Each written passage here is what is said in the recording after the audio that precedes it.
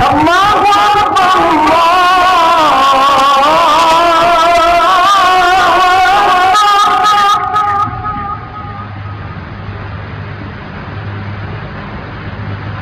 اللہ الرحمن الرحیم۔ پاکستان کے سب سے بڑے صوبے پنجاب کے شہر جڑانوالہ میں ایک انتہائی افسوسناک واقعہ پیش آیا کہ عیسائیوں نے مسلمانوں کی عظیم کتاب قرآن پاک کی بے حرمتی کی۔ اب یہ پاکستانی قانون کے مطابق بھی اور عیسائی مذہب کے مطابق بھی یہ جرم ہے۔ عیسائی مذہب بھی یہ نہیں کہتا کہ آپ کسی کی مذہبی کتاب کو جلائیں، اور خاص کر پھر وہ کتاب جو لاریب کتاب ہے اور رسول اللہ صلی اللہ علیہ وسلم پر نازل ہوئی تمام مذہبی کتابوں میں سے بھی عظیم کتاب۔ تو یہ کس چیز نے ان کو اس بات پر آمادہ کیا؟ پھر قانون کے مطابق بھی انہوں نے ایک بہت بڑا جرم کیا۔ تو پاکستان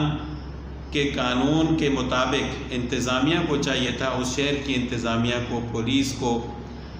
کہ وہ ان کے خلاف نوٹس لے اور قانونی چارہ جوئی کرے اور ان کو سزا دے، لیکن بدقسمتی سے ایسا نہ ہو سکا اور یہ ساری ذمہ داری انتظامیہ کی ہے۔ اگر وہ قانون کے مطابق ان کو سزا دے دیتے تو شاید یہ بات آگے نہ بڑھتی، لیکن ایک افسوسناک واقعہ یہ پیش آیا کہ انہوں نے قرآن پاک کی بے حرمتی کی۔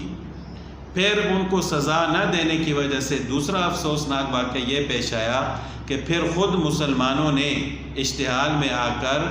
عیسائیوں کی عبادت گاہ، ان کے چرچ اور ان کے گھروں کو جلایا اور ان کو گھروں سے نکالا۔ یہ دوسرا افسوسناک واقعہ ہے،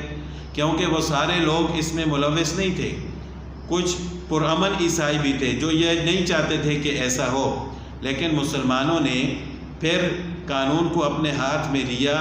اور اسلامی تعلیمات کو بھی پیچھے چھوڑ کر انہوں نے ایسا کام کیا کہ جو ان کو نہیں کرنا چاہیے تھا، اور انہوں نے پرامن عیسائیوں کو بھی تکلیف دی، ان کو مارا اور ان کے گھروں سے ان کو نکالا۔ لیکن یہاں پر ایک بات اور یاد رکھیں کہ جب اشتعال میں آئے ہوئے مسلمانوں نے ان کو گھر سے نکالا تو پھر ان کو جگہ بھی مسلمانوں نے ہی دی۔ تو اس سے یہ بھی ثابت ہوتا ہے کہ ہر کوئی ایک جیسا نہیں ہوتا۔ جس طرح عیسائیوں میں کچھ متشدد لوگ ہیں تو اسی طرح مسلمانوں میں بھی ہیں، لیکن یہ انتظامیہ کی ذمہ داری ہے کہ وہ ایسے لوگوں کو لگام دیں تاکہ آئندہ ایسے واقعات پیش نہ آئے۔ تو اگر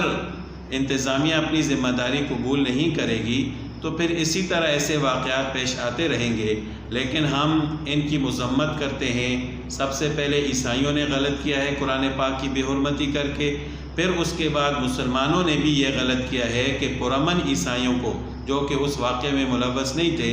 ان کو تشدد کا نشانہ بنایا، اور سب سے بڑی غیر ذمہ داری کا ثبوت جو دیا ہے وہ انتظامیہ نے دیا ہے کہ